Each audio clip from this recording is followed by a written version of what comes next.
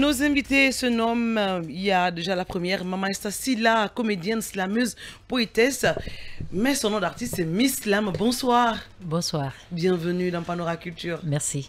Vous êtes accompagné par Mamoudou Angelo Bangoura, l'autre prénom je ne dis pas si on dit va rire, sinon on vous appelle aussi commissaire, mais je vais quand même dire, et Marcel. Bienvenue. Merci. Merci beaucoup. Est-ce que le micro est bien placé pour... Je pense oui. Là, je peux me débrouiller. Bienvenue dans Panora Culture. Merci. Alors, on va poser la première question à madame. Depuis 2002, vous êtes comédienne, mais c'est à partir de quel moment vous avez décidé de faire carrière? Ben, c'était un jour en classe, j'ai commencé le théâtre en 7e année à Bokeh, puisque c'est là-bas que j'ai fait mon cycle scolaire de la 6e année jusqu'à 11e année. Alors j'étais en classe et c'était le club littéraire du Nassarif Kamara de Bokeh. Ils étaient en rupture. Après, ils sont venus à l'école prendre les meilleurs de la classe pour venir les former en théâtre, en poésie. Alors, j'ai été choisie par le principal de l'école, Filera, Monsieur Niessa. Et le fondateur du club littéraire de Nassarif Kamara était Monsieur Kamara. C'est de là, maintenant, du club littéraire de Nassarif Kamara, maintenant, comme ma grande sœur avait son mari qui était fonctionnaire, maintenant, il a été muté à Gekedou. Moi, je suis venue à Conakry par passion. Je n'ai pas voulu continuer sur la forêt. Maintenant, j'ai dit à mon maman de rester ici.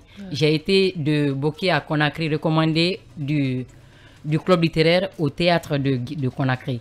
En ce temps, c'était la troupe de M. Célestin Camara et la troupe nationale de Mousselkam.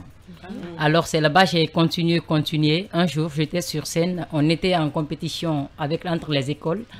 Un jour, au CCFG, Tanti Magas, à l'époque directrice nationale du théâtre national, m'a vue sur scène.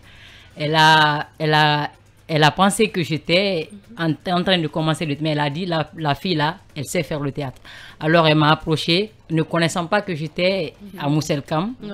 Maintenant, elle a dit que si je fais le théâtre, j'ai dit oui. Maintenant, j'étais avec Célestin Camara. Un jour, elle m'a prêté à Célestin. C'est de là que j'ai jonglé entre les troupes. Maintenant, les gens me voyaient. C'est comme ça que j'ai grandi dans le théâtre. En fait, c'était de la 7e jusqu'à maintenant. Oui, mais à quel moment vous avez décidé de faire carrière dans ça? À quel moment vous avez commencé à tirer profil du théâtre alors? Depuis que j'ai commencé à faire le théâtre, de la 7e jusqu'à maintenant, j'ai aimé la chose. Franchement, parce que ça m'a aidé. D'abord dans ma formation. Dans ma formation jusqu'à maintenant, ça m'a ouvert beaucoup de portes et j'ai franchi beaucoup de pays à travers le théâtre. Alors, ça a été pour moi une passion. Puisque ma maman tenait à ce que j'étudie. Alors, elle-même me tenait maintenant à ce que je fasse la chose. Alors, c'est comme ça, c'est parti. De l'enfance jusqu'à maintenant. Mais vous n'avez pas arrêté les cours? Non. Ok. Non. Les deux? Non, les deux. Ok. Les deux à la fois. Oui. Comment vous vous arrangiez les heures de répétition, les heures de cours? Est-ce que ça ne coïncidait pas? Ou vous attendez les vacances pour vous former? On attend après les cours à l'école. On vient à Bokeh par exemple, on commençait après 14 heures parce qu'en ce temps il y avait les deux temps. Vous partez du matin à midi jusqu'à 14 heures. Voilà. Maintenant de 17 heures jusqu'à 20 heures comme ça, 19 heures, hein, on dit. Maintenant on finit de faire la répétition, après on rentre. Même les week-ends? Oui, les week-ends, oui. À quel moment vous révisez les cours? Non, samedi comme ça. Samedi, on arrête. Après le dimanche, on y va. Et je précise aussi que les cours de théâtre, ce qu'on faisait dans les sketchs, se rapportaient directement dans les cours. Parce qu'il y avait là-bas, il y avait l'histoire qu'on faisait au théâtre, les pièces théâtrales et historiques qu'on faisait. Alors, moi, je profitais. Quand il y avait la dissertation à l'école, je profitais les rôles que j'avais de ma troupe, je transcrivais ça sur mes... C'est facile à C'était très facile et j'obtenais des notes et j'étais parmi les meilleurs de la classe, les meilleurs de ceux qui faisaient la dissertation. Et j'ai commencé à faire l'exposé en 7e année. Le théâtre m'a beaucoup permis de faire l'exposé. J'étais la première à Bokeh et de faire l'exposé en physique. C'est le théâtre qui m'a permis de faire tout ça. Ouais. Donc, ça Vous veut parliez dire que dans de, les écoles et tout, c'est de bon. voyage à un moment au début de cette émission. Qu'est-ce que tous ces voyages vous ont apporté dans la sous-région et ailleurs? Ces voyages-là m'ont apporté beaucoup de choses. D'abord, l'ouverture d'esprit et beaucoup d'amis à travers la sous-région. D'abord, à Boké, il y avait eu un festival international dénommé Safra. Safra, c'était la semaine de l'amitié et de la fraternité de la sous-région. Il y avait tous les pays de la sous-région africaine et de la sous-région. Alors, Boké représentait la République de Guinée. Moi, j'étais partie dans le sens de faire la poésie sur l'environnement. Alors, c'est comme ça, c'est parti. Au fur à chaque année de décembre, on partait représenter la Guinée. Et quand je suis revenu à Conakry, la même chose a continué. On postule dans les festivals internationaux. Alors, c'est comme ça, c'est parti. Les voyages. Il y a beaucoup d'amis à travers l'Afrique et partout. Vous faites beaucoup de gestes, c'est l'effet du théâtre? C'est l'effet du théâtre. Voilà, sur Je scène, n'arrive c'est pas ça. à me tranquilliser. Ça part avec le gestuel. Oui. Ça part dans le corps. Prenez comme ça. Non, mais C'est en l'élément fait, du théâtre. on vous a vu dans une des pièces théâtrales Ouais. au compte du Festival international du théâtre Oui. qui s'est déroulé au Centre culturel. Oui. On vous a vu jouer 2 rôles. Ouais. Et ce qui m'amène à vous poser cette question, il vous arrive de jouer double rôle dans une même scène et si un talent ou une contrainte, pardon, je reprends, est-ce un talent ou une contrainte du métier? C'est un talent. C'est un talent parce que c'est pas permis à tout comédien de faire 2 ou 3 rôles sur scène. Ok. Sinon, vous faites la confusion dans la tête des spectateurs. Ouais. Alors, si moi j'avais 2 rôles, un rôle d'homme et un rôle de femme. Alors, le premier rôle c'était Brigadier Gbondo. Alors, Brigadier Gbondo, c'est un rôle d'homme. Je devais me présenter comme un homme. La voix aussi devait être comme un homme. Le rôle de femme était Aminata. Aminata devait parler comme une femme, même le gestuel, la façon de parler ne devait pas être comme le premier rôle. Alors, si vous n'êtes pas professionnel, si vous n'avez pas de talent, alors vous ne pouvez pas. Vous mettez la confusion dans la tête des comédiens. Vous dites que vous avez joué. Vous dites que vous avez joué. À avoir ces deux rôles-là dans la tête. En fait, ces 2 textes et ces 2 voix et tout. Est-ce que c'est le metteur en scène qui vous le demande forcément, il faut avoir cette voix? Ou comment ça se passe en fait? Ce n'est pas le metteur en scène vous donne un rôle. Vous avez des propositions. Vous faites des propositions de voix ou de démarche. Il n'a pas à vous imposer. Un metteur en scène ne dit pas à un comédien fais ça, fais ça. C'est à toi de proposer. Tu proposes, après il achète. Sinon, vous robotisez le comédien. Nous, on se dit ça au théâtre. Vous robotisez le comédien. Si il sort de votre parole, sur scène, il va se perdre. Vous dites que vous avez joué un double rôle, le rôle d'un homme et le rôle de femme. C'est par manque d'acteurs ou quelle est la raison? Oui, là, on était 5. On ne pouvait pas envoyer un 6e puisque le groupe est carré. Il n'y avait pas assez d'hommes. Alors, on m'a dit de faire le rôle d'homme. C'est comme ça aussi une troupe. Si vous êtes en manque de comédiens, la femme fait le rôle de l'homme. Mais pourquoi le choix est tombé sur vous? Ou bien vous avez un côté homme dans la vraie vie? Ça, naturellement, j'ai un côté homme, mais ce n'est pas ça. Même la voix, voilà. ça se sent. Alors, est-ce que vous avez été victime de préjugés de la part des hommes quand vous jouez certains rôles? Non. Ok. Non. Moi, j'ai envie que vous vous prépariez avant la fin de l'émission, que vous me sortez les 2 voix. Les 2 voix. Oui, parce que Brigadier, là, est-ce que avant la fin, réfléchissez. Non, mais c'était incroyable quand même. Alors, j'ai vu, elle n'est pas c'est seule. Je ne sais incroyable. pas si je vais vous dire il ou elle. Mais Ils sont pas seuls. Bon, ils sont pas seuls dans le studio. Oui, elle est accompagnée par Mamoudou Angelo Bangoura, Marcel et commissaire. Vous avez joué dans les mêmes sketchs. Votre rôle consistait à quoi? Bon, moi, mon rôle, je devais jouer dans un premier temps le rôle de vieux Marcel, doyen Marcel. Voilà, donc après, il y avait le commissaire que je devais jouer. Donc c'était vraiment un challenge pour moi. Bon, le metteur en scène, avant de donner le rôle à un comédien, je ne sais pas, il a ça en lui, c'est le flair. Tu comprends? Et tu ne peux pas donner à quelqu'un, dire à quelqu'un de sortir la couleur rouge pendant que dans sa tête, c'est la couleur bleue. Tu vois? Donc, si tu le confies le rôle de sortir la couleur rouge, ça cause problème.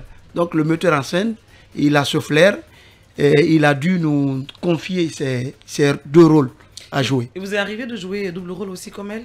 Oui, souvent. Vous avez joué le rôle de femme aussi? Non, pas de rôle de femme.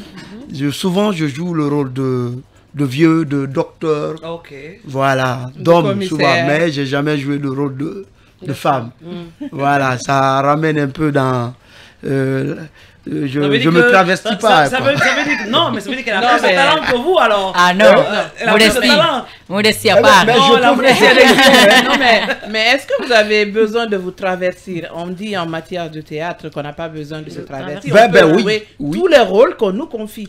Et vous-même, vous avez dit tout à l'heure que le metteur en scène ne peut pas avoir du rouge et puis dans sa tête, c'est du bleu. Exactement. Donc, vous pensez que en fait, vous ne pouvez pas faire la même chose que madame? Si, je peux jouer le rôle de femme. Non, mais vous ne pouvez pas parce qu'elle, au moins, elle joue les deux rôles. Je peux jouer le rôle de femme. Est-ce qu'aujourd'hui, on peut vous qualifier de comédien? De vrai comédien? Bon, le comédien, c'est... Au fait, c'est une quête. Ok. Vous n'êtes pas encore arrivé là? Non. Donc ça veut dire qu'elle est... Un comédien, ça n'existe pas un comédien. Ça veut dire qu'elle a pas de attention. Je vais applaudir pour elle quand même. Attention. Arrêtez de l'applaudir, voilà. C'est de la discrimination positive. Non, même pas. Elles sont en train de créer de la confusion dans la tête des gens. Ça n'a rien à voir. Tout le monde sait dans cette émission qu'elle a commencé depuis quelle année? Oui, mais... Depuis quand elle était dans cette année? Il y a des gens qui ont commencé depuis... 7e année jusqu'aujourd'hui. Et lui... Il y a des gens qui ont commencé depuis... On se calme un peu. Il peut défendre son poste. Non, c'est pas ça. Commencé le théâtre. Bon, moi j'ai commencé le théâtre en 2008. Parce que je suis sociologue de formation. Et elle, voilà. 2000. 2000. Oui, mais le gars, ils ont tous... Ça n'a rien à voir. Il y a Gianni qui veut arrêter sa carrière. Il y a Gianni qui veut arrêter sa carrière. 10 ans de carrière à Gianni. Laisse Gianni là-bas. En fait, elle a plus de 10 ans de carrière. Il a trouvé des gens, mais ça lui, on a confié des Alors rôles. d'accord, moi j'ai envie de savoir, la première fois que vous êtes retrouvés sur scène, comment vous vous êtes senti? Je commence par vous d'abord. Oh, la première fois, je n'avais pas... Je ne connaissais pas la peur puisque j'étais trop petite.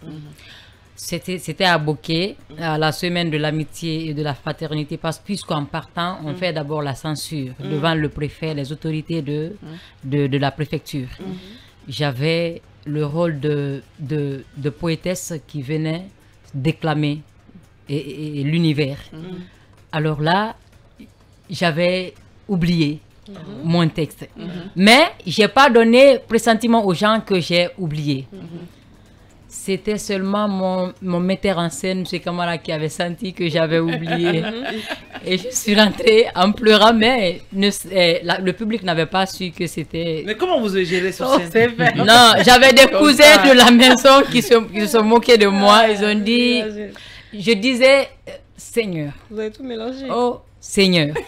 Oh Seigneur. Je n'arrêtais pas de dire Seigneur. Et à la maison maintenant, on m'appelait Seigneur. Et la deuxième fois, c'était à l'ouverture de la fondation de Mamadou Sylla à Bokeh.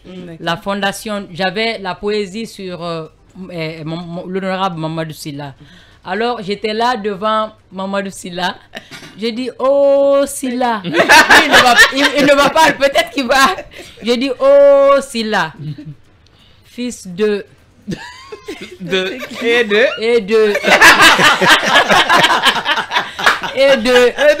Je vous remercie. C'est tout. Non, c'était tout. Maintenant, quand je suis rentrée, M. Kamara, il dit... C'est pas grave. C'est pas grave. Tu as bien fait. Une autre création. Il est fils de Edeu. Je vous remercie. Je vous remercie. Et vous, Mamoudou, votre première scène? Bon, moi, mon premier, c'était pas difficile. D'accord. Quand même, j'ai pas encore rencontré ces difficultés sur scène. D'accord. Voilà. Je me suis toujours en sorti. C'était à l'occasion de... on devait accompagner les albinos, tu vois. Donc, je devais jouer le rôle de médecin. par rapport à cette discrimination pour que la donne change. Parce qu'on regardait d'une façon bizarre les albinos, tu vois. Donc, je me suis en sorti haut les mains. Jusqu'à présent, je n'ai pas eu quand même de difficultés quand je suis sur scène par rapport à mon rôle. J'ai pas encore participé à vos spectacles, mais les photos, on sent que vous faites vraiment rire. Depuis quand vous avez ce don de faire rire le public? Ça, c'est parti, c'est inné maintenant. Non, on a senti. Je ne peux pas le dire. Même à la maison, parfois, quand je parle, les gens, ils rient. Je ne sais pas pourquoi. Ça, c'est inné, je ne peux pas le décrire. Durant toute votre carrière, est-ce que vous avez eu des regrets? Non, je n'ai pas eu de regrets. Puisque ce métier, ma maman l'a aimé. Elle avait voulu que, paix à son âme, elle avait voulu que j'étudie. Alors, elle m'a accompagnée dedans, psychologiquement et financièrement. Quand on voyageait, c'est elle qui dépensait, c'est elle qui faisait tout pour moi, pour que j'aille. Et ce métier m'a permis à franchir beaucoup de pays, rentrer dans des hôtels 5 étoiles sans que je ne paye, sans que je n'ai